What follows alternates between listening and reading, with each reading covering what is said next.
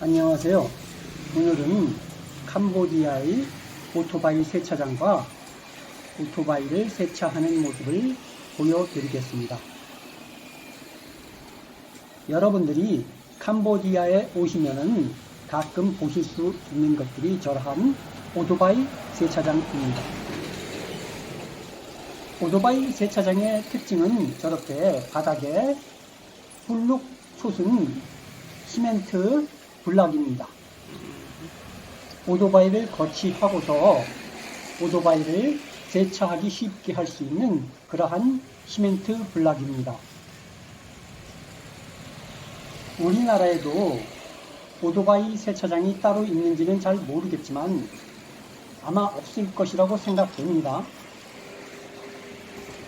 아무튼 이렇게 오토바이 거치대를 만들어 놓은 것은 상당히 머리를 잘 쓴 거죠. 이곳은 그래도 규모가 있는 오토바이 세차장입니다. 규모가 있다는 말이 세차장이 크다는 말은 아니고요. 그나마 그래도 샵이 있어서 가게 형태로 이렇게 열려 있다는 얘기입니다. 길을 가다 보면은 그냥 작은 공터에 이렇게 시멘트 블럭만 만들어 놓고서 오토바이를 세차해 주시는 분들도 가끔 자주 볼 수 있습니다.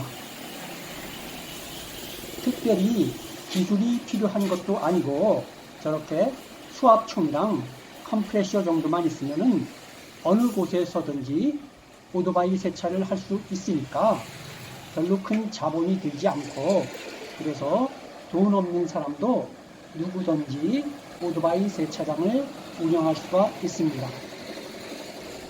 특별히 가게도 필요 없고 조그만 공터만 있으면 누구든지 오토바이 세차 사업을 할 수가 있습니다. 또 샵인샵 개념으로 어떤 다른 장사를 하는 곳에서도 조그만 공터를 빌려서 이렇게 오토바이 세차를 하는 광경도 종종 보실 수가 있습니다. 오토바이 세차 비용은 3,000 리엘입니다. 리엘은 캄보디아의 화폐 단위인데요. 1,000 리엘이 우리나라 돈으로 300원 정도 합니다. 그러니까 3,000 리엘이면 900원이죠. 오토바이 세차하는데 900원 정도 하는 것입니다. 가격이 그렇게 비싸지 않아서 그런지는 몰라도 캄보디아 사람들도 자주 이용하고 오토바이들이 깨끗한 오토바이들이 많습니다. 그래도 나름 깨끗하게 잘 닦아줍니다. 이렇게 타올로도 닦아주고 또 솔로도 닦아주고 스펀지 같은 걸로도 닦아주고 열심히 합니다. 더운 날 이렇게 오토바이를 세차하는 것을 보고 있으면 마음도 시원해집니다. 전에도 말씀드렸듯이 캄보디아 사람들은 모두 다 오토바이를 이용합니다. 오토바이가 굉장히 유용한 교통수단입니다. 저도 여기 와서 처음으로 오토바이를 배워서 타고 다니는데요. 정말 부담 없이 아무 곳이나 다 갈 수 있습니다. 자동차는 아무래도 덩치 때문에 그리고 주차 문제 때문에 어딜 가지고 가려고 해도 상당히 부담스러운 경우가 많습니다. 하지만 오토바이는 어느 곳이든지 시내 어느 곳이든지 가고 싶은 곳은 마음대로 갈 수가 있습니다. 또한 주차도 굉장히 쉽죠. 그냥 가게 앞에 세워두면 됩니다. 특히나 저처럼 장기 여행객에는 아주 좋은 교통수단입니다. 여러분들도 장기로 동남아 등지를 여행하실 계획이 있으시면 오토바이를 타고 여행하시는 것도 한번 고려해 보시면 괜찮을 것입니다. 제 옆에 누가 툭툭이가 왔죠. 길을 물어보는 것 같습니다. 저 툭툭이는 아시다시피 캄보디아의 아주 중요한 대중교통 수단입니다. 우리로 치자면 버스고 또 택시도 될 수 있습니다. 사실 택시라고 해야지 맞겠죠. 여기 캄보디아에는 버스가 없습니다. 전혀 없는 것은 아니고요. 아마 요 근래에 생긴 것 같습니다. 몇 개의 버스 노선이 있기는 하지만 길거리에서 버스가 운행되는 것을 보기는 그렇게 쉽지 않습니다. 그야말로 어쩌다 한번 볼 수가 있습니다. 그렇기 때문에 일반 여행객이시라면 2박 3일 동안 버스를 단 한 대도 못 볼 수도 있습니다.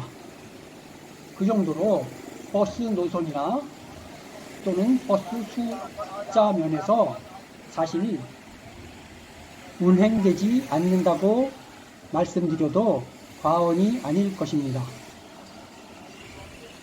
하지만 어쨌든 자주는 아니지만 가끔 다니는 버스를 볼 수가 있습니다. 그런데 이렇게 가끔 다니는 버스를 보면은 굉장히 상태가 좋은 버스입니다. 특 A급 버스입니다. 여러분들이 흔히 다른 동남아시아, 태국이나 베트남 같은 데서 보면은 형편없는 버스들이 많이 다닙니다. 특히 태국 같은 경우에는 그야말로 몇십 년 전 버스들이 다니고 버스 바닥이 나무 판때기로 된 버스들도 굉장히 많이 다닙니다. 하지만 여기 캄보디아에서 다니는 버스를 보면은 굉장히 A급입니다. 우리나라에서 다니는, 서울에서 다니는 버스보다도 훨씬 좋은 것 같습니다. 겉으로 보기에. 안에 타보지는 않았습니다. 그런데 그 버스들을 전부 다 일본에서 지원을 해준 것 같습니다. 여기서 일본 사람들한테 배울 것이 참 많습니다. 일본 사람인지 일본 정부겠죠. 동남아 여러 나라를 다니다 보면은 일본에서 지원을 해서 도로를 건설한다든지 지하철을 만든다든지 또는 건물을 짓는다든지 다리를 건축한다든지 하는 그러한 것을 많이 볼 수 있습니다. 그런데 그러한 건축물들이 완공되면은 이 건축물은 일본에서 지원을 해서 지어진 것이구나 하는 것을 누구나 다 알 수 있게 그러한 표시들이 꼭 되어 있습니다. 예를 들어서 이름이 일본에서 져진 것을 알 수 있게 브리지 오브 재팬 이런 식으로 재팬 다리 또는 재팬 우정의 다리 이런 식으로 이름이 지어지는 것입니다. 도로 이름도 마찬가지죠. 또 예를 들어서 태국에 있는 지하철이 일본의 도움으로 건설된 것 같습니다. 물론 일본이 전적으로 공짜로 건설해 준 것은 아니겠죠. 어쨌든 지하철 입구마다 전부 다 일장기가 걸려 있고 일장기가 걸려 있는 밑에는 이 지하철은 일본의 도움으로 건설되었습니다. 라는 그러한 문구 표시가 되어 있습니다. 그 밖에 일본의 도움으로 건설된 모든 것들에는 그렇게 일본의 도움으로 이러한 것들이 만들어졌다라는 표시가 반드시 입구에 일본 국기와 함께 붙어 있습니다. 그러니 해당 국가 사람들은 일본인들을 얼마나 좋아하겠습니까? 왜냐하면 그 사람들이 그러한 것을 볼 때마다 일본인이 자기네 나라 사람들을 도와주기 위해서 이렇게 많은 일을 하고 있구나 라고 생각을 하게 될 것입니다. 그래서 동남아에 가면은 일본 사람들한테 굉장히 많은 호감을 가지고 있습니다. 여기 캄보디아에 다니는 버스도 마찬가지입니다. 버스 출입문 바로 옆에 패널이 붙어 있는데요. 일장기가 위에 있고 그 밑에는 From the people of Japan 이런 문구가 쓰여 있습니다. 그러니까 일본 사람들이 이 버스를 기증했다라는 뜻이죠. 그러니 그 버스를 이용하는 모든 캄보디아 사람들은 일본 사람들한테 굉장한 호감을 느낄 것입니다. 그 일본 국기와 그러한 From the people of Japan이라는 문구를 보지 않을 수가 없습니다. 바로 출입문 바로 옆에 붙어 있기 때문입니다. 그것도 큼지막하게요. 이러한 점들은 우리가 일본 정부를 본받아 배워야 할 것입니다. 우리나라도 필리핀인가요? 어디에 경찰차 수백 대를 지원해 준 것도 있고 그 외에 여러 가지 비슷한 사업들도 시행을 했을 것입니다. 하지만 그것이 그 나라 국민들한테 티가 나게 도와줬는지 그것은 조금 의문입니다. 일본처럼 확실하게 그 나라 국민에게 어필할 수 있는 그러한 정책을 배우는 것이 좋겠습니다.